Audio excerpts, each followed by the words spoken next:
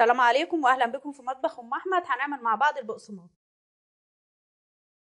مقادير: 3 كوبايات دقيق، نص كوبايه زيت، معلقه صغيره سمنه، معلقتين سكر، معلقه محسن خبز، معلقه صغيره ملح، لبن وميه للعجن، وخميره مدوباها خميره بيره. لو عايزه تحطي خميره بودر حطي معلقه.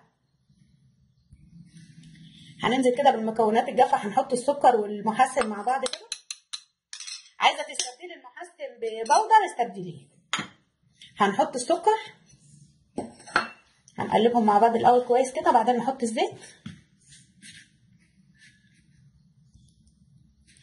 ونقلبه. نحط معلقه السمنه الصغيره ديت عشان ايه؟ تدي قطمه في البقسماط كده، ما يبقاش ناشف جامد. بعد ما فرقناهم مع بعض كده كويس، دخلنا الزيت والسمنه في الدقيق كده، هننزل طبعا بالميه اللي فيها الخميره الاول، ونكمل باللبن. واذا اللبن برده ما كفاش نكمل بميه. عايزه تعجني كله بميه عادي.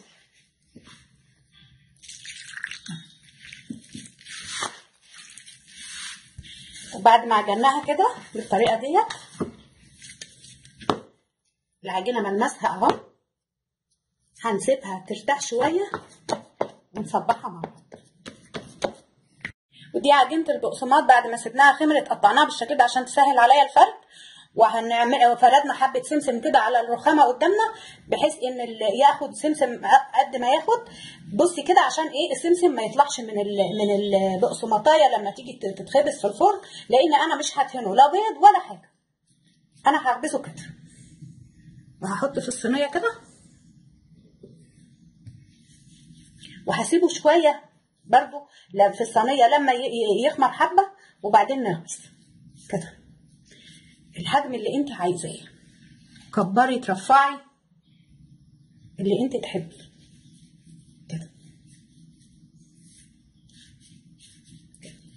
عشان البقسماط ما يطلعش منك في لما ايه؟ يتخبز في الفرن. هنكمل الصينيه ونرجع مع بعض تاني.